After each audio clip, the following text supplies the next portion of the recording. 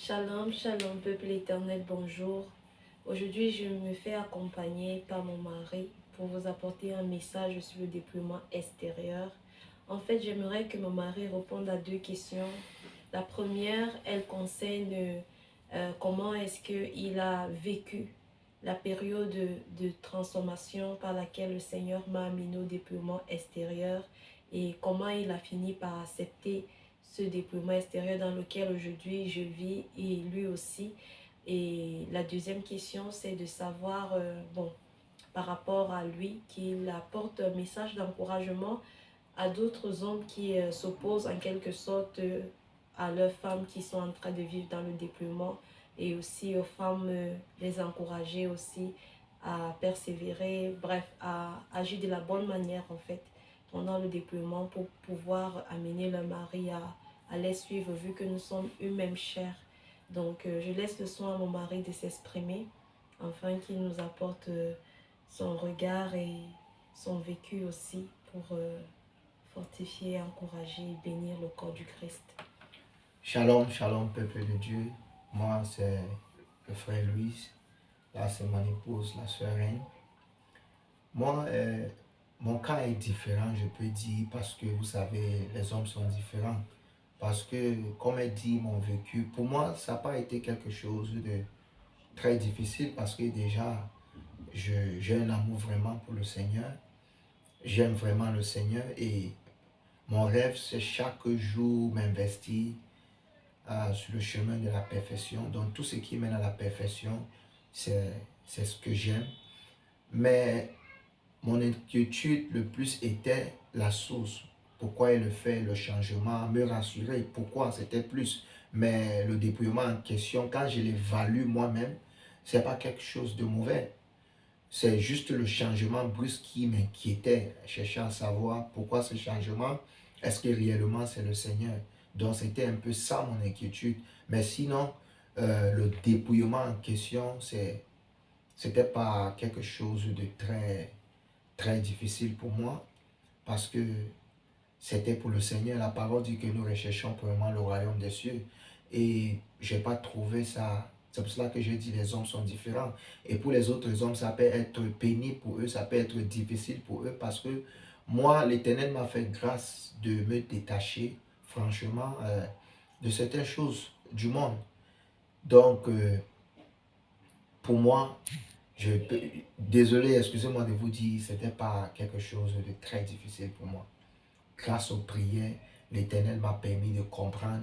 Mais à la fin, au fur et à mesure, à travers elle, à travers ses gestes, à travers de sa façon de vivre ce dépouillement, j'ai appris et j'ai eu l'assurance à travers beaucoup de choses.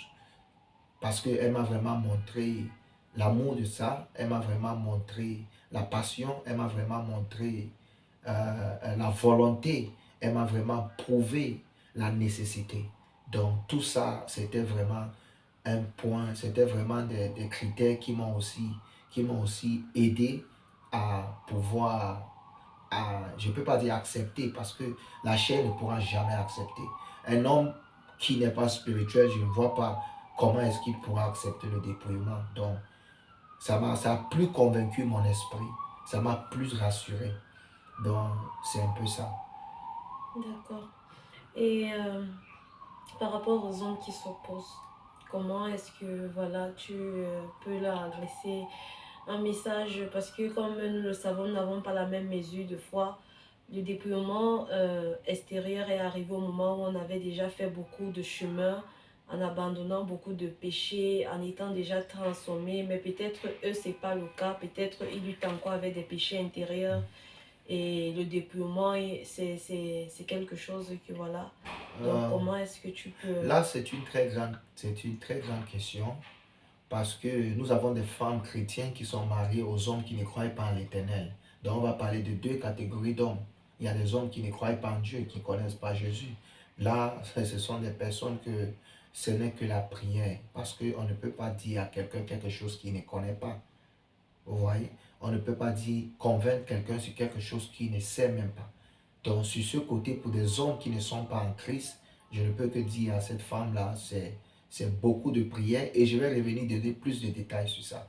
Mais pour les hommes qui sont chrétiens et qui refusent ça, à 100%, ils le font par les chairs. Parce que je sais que spirituellement, ils sont convaincus que ma femme prend le bon chemin de pouvoir s'habiller discernement. Je ne sais même pas pourquoi on appelle dépouillement. C'est juste être naturel.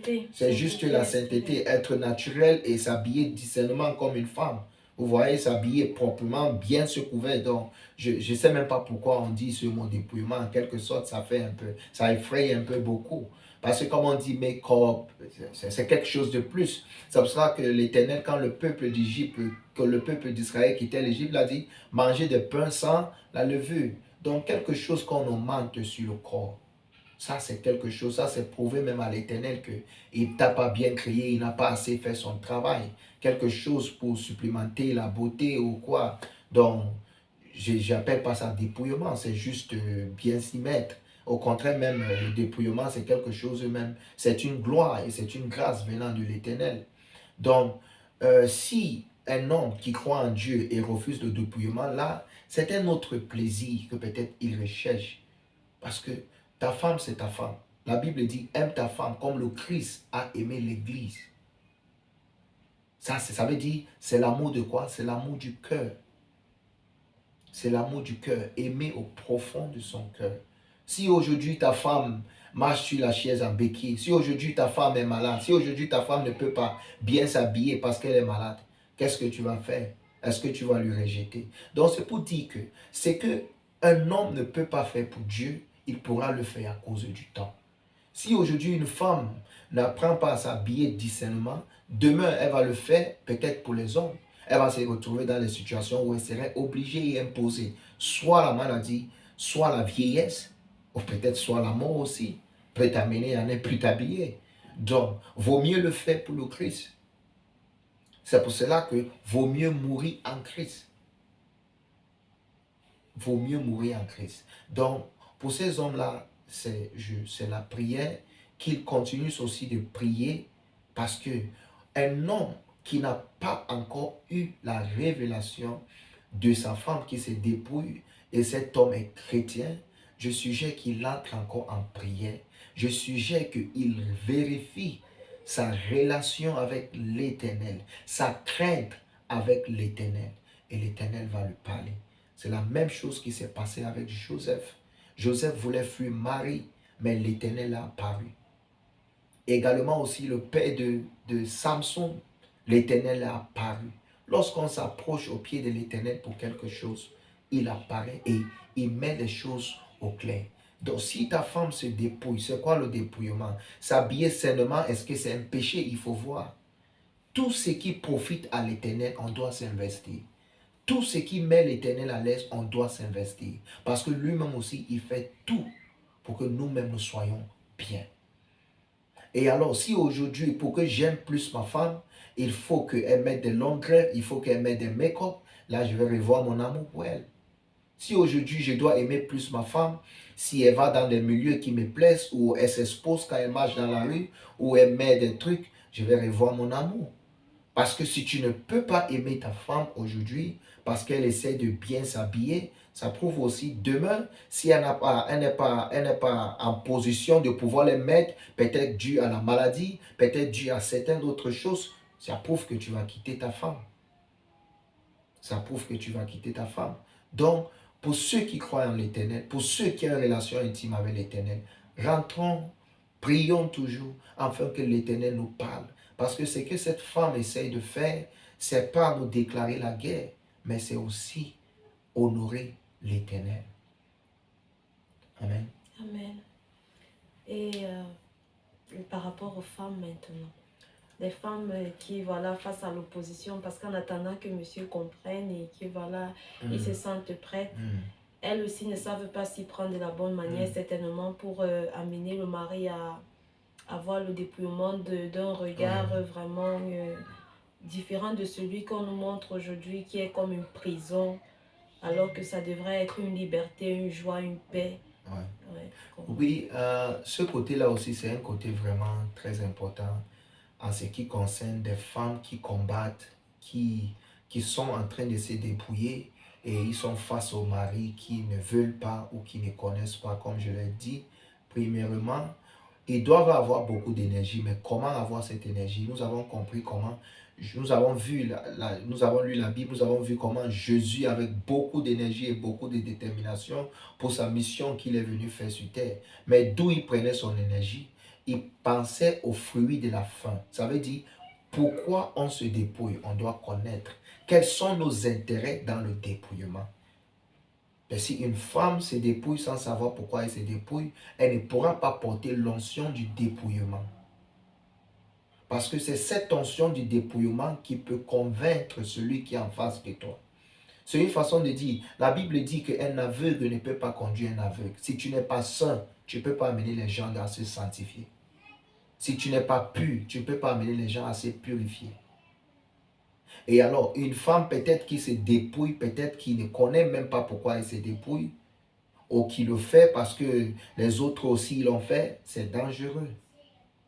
Parce que c'est les raisons pour lesquelles tu te dépouilles, c'est ça qui viendra te donner la force. Et alors, si tu n'as pas une raison, tu ne sais pas pourquoi tu te dépouilles, mais même ton mari lui-même va se moquer de toi, tu vas abandonner. Donc la première raison, c'est de savoir pourquoi on se dépouille. Tu dois savoir pourquoi. Jusqu'à ce que tu trouves les intérêts du dépouillement avant que tu le fasses. Avant que tu le fasses, je veux dire, tu dois trouver des raisons. Moi, pour faire quelque chose, je dois trouver des raisons. Je dois être convaincu parce que je prends ma force et mon énergie sur cette raison.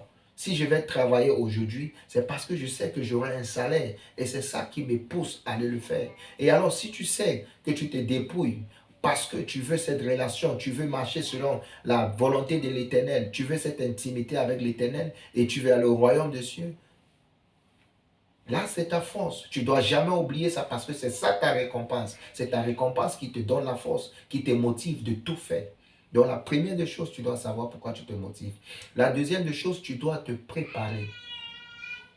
Jésus était prêt. C'est pour cela qu'il a dit, celui qui veut me suivre doit porter sa croix. Donc, on doit être prêt. On doit savoir où on va. Si tu ne sais pas, si tu n'es pas prêt, tu vas aussi te décourager. Et tu retires de la valeur à cette sainteté extérieure. Et la troisième des choses, tu dois chercher à comprendre ton mari, mais pas chercher la raison. Parce que vous étiez ensemble dans le même bain, mais un matin tu es quitté, mais il faut lui comprendre. De la façon que l'Esprit de Dieu t'a touché, de la façon que tu t'es décidé à avancer, mais lui, ce n'était pas le cas chez lui, donc il faut lui comprendre. Lorsqu'on comprend quelqu'un, lorsqu'on comprend quelqu'un et qu'on lui donne l'attention, on ressent la paix en soi. Si tu ne comprends pas ton mari, tu ne pourras jamais avoir la paix. Parce que il sera toujours une persécution pour toi. Mais lorsque tu le comprends, il n'est pas une persécution pour toi. Il faut comprendre qu'il ne sait pas. L'Éternel n'a pas encore fait. L'Éternel n'a pas. Il faut lui comprendre. Dans tous ses faits et gestes, dans toutes ses paroles, il faut lui bénir. Il faut prier pour lui à tout temps. Quels qu'en soient des propos ou des paroles qu'il peut avancer, il faut prier pour lui parce que c'est toi qui es dans la grâce et c'est toi qui es dans la lumière du dépouillement. Et alors, il faut montrer l'exemple. Si tu te dépouilles pour plaire à l'Éternel, mais pourquoi tu vas quereller ton mari? Pourquoi tu vas chercher la raison? Pourquoi tu vas discuter? Pourquoi tu vas chercher à le défier? Là, tu montres l'inverse de ce que tu es en train de rechercher. Donc, comprendre ton mari te rend la tâche plus facile. Quel qu'en soit ce qu'il dit, c'est mettre tes genoux au sol. Tu dis, papa, je le comprends. Comme Daniel l'a fait. Père, pardonne-les, car ils ne savent pas ce qu'ils font. Ils ne savent pas ce qu'ils font. Et encore la prochaine chose, lorsque on veut se dépouiller, tu dois montrer les fruits du Saint-Esprit dans ce dépouillement, qui est l'amour, qui est la paix, qui est la joie. On ne se dépouille pas, on est triste. On ne se dépouille pas, on est malheureuse. Parce que si ma femme se dépouille, tous ces critères-là, je le dis parce que de un, je voyais l'assurance. De deux, elle était sûre de ce qu'elle faisait. De trois, elle me comprenait. Lorsque je dis vraiment, vraiment, elle me comprenait. Elle dit, franchement, je sais, l'Éternel un jour va te faire grâce. De 4, je lui voyais comment elle-même, elle se plaisait et elle était convaincue. Elle dégageait l'amour dans ce qu'elle faisait. Là, ça convainc plus. Parce que là, ça m'a donné l'assurance de comprendre qu'elle sait ce qu'elle fait. Parce que si tu es avec quelqu'un qui devient bizarre le lendemain, qui commence à changer, parce qu'on ne dit pas changer négativement, changer d'une façon que tu n'espérais pas, et en plus, tu ne vois même pas les preuves qu'elle sait ce qu'elle fait, non seulement tu vas prendre peur. C'est déjà un problème. Donc, il faut te plaire dedans. Il faut montrer l'amour dans ce que tu fais. Il faut prouver que tu le fais pour l'Éternel. C'est pour cela que j'ai dit, il faut savoir pourquoi tu te dépouilles. Et le dépouillement, ce n'est pas une mauvaise chose. Ce qui est mauvais, c'est la façon que tu te dépouilles. Ça devient une peine. La base du dépouillement, c'est juste bien se vêtir, se couvrir, selon la parole de l'Éternel. Mais je pense que les hommes ont tellement encore grammatisé, fait des autres. Il y a des gens qui ne croient même pas en Dieu. Ils savent s'habiller, ils sont naturels. Ils ne l'ont fait même pas pour Dieu. Combien de fois nous, pourquoi le faire pour Dieu, c'est un problème? Il y a des gens qui ne connaissent pas. Moi, je connais beaucoup de personnes qui ne connaissent même pas Dieu, ne connaissent pas Jésus, mais ils sont toujours bien vêtus. Ils ont toujours les cheveux naturels. Ils ne sont pas avec des make-up. Ils sont tous naturels. Mais ils ne le font pas pour Dieu. Mais pourquoi nous le faire pour Dieu, c'est un débat. Ça veut dire qu'il y a quelque chose. S'il faut une levure, s'il faut un surplus pour que tu puisses aimer ta femme comme Jésus a aimé l'église, c'est un problème. S'il faut un complément, c'est un problème. Parce que tout ce qu'il faut de plus, ça c'est le désir de la chair. Adam et Ève n'étaient pas vêtus. Ils ne savaient même pas qu'ils étaient nus.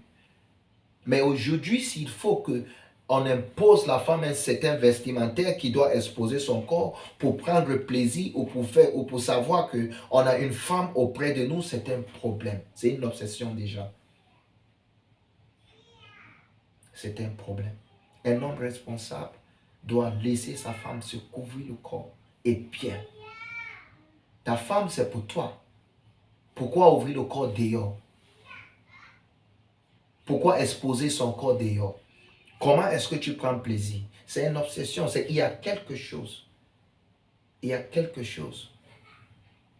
Donc, c'est un peu ça. Donc, je demande aux femmes là de connaître que c'est difficile, c'est possible. La Bible dit, l'Éternel est capable de faire toutes choses qu'on ne peut même imaginer selon sa force qui agit en nous. Donc, ça veut dire que nous avons notre part de responsabilité. Ça veut dire que nous avons notre part de responsabilité à jouer. Tout est possible. Il faut croire que l'Éternel va agir. Et il va agir selon la force qui agit en nous. Donc, et la force qui agit en nous, c'est la parole de l'Éternel. Rester auprès de sa parole. Se nourrir de sa parole et prier sans cesse. Tu prends selon la mesure de ta foi. Si tu pars à la rivière, tu vas rentrer avec de l'eau selon la mesure du contenu que tu es venu avec. Donc, plus tu crois, plus tu vas recevoir. Donc, je demande aux femmes, tenez bon, ayez la foi. Tout ira mieux. Priez pour vos maris. Et l'Éternel va répondre à vos cris, comme il a fait avec la mère d'Ismaël. Amen. Amen. Toute la gloire au Seigneur. Je bénis l'Éternel pour ce moment et je continue à espérer à d'autres moments comme celui-ci parce que nous avons encore beaucoup à partager avec vous concernant même l'intimité parce que le dépouillement extérieur, ça touche à tout. L'intimité dans les couples, le Seigneur fera grâce. Nous allons revenir là-dessus aussi. Et en attendant, portez-vous bien, que l'Éternel vous bénisse et qu'il vous garde dans sa paix. Amen. Merci. Shalom, shalom. Shalom.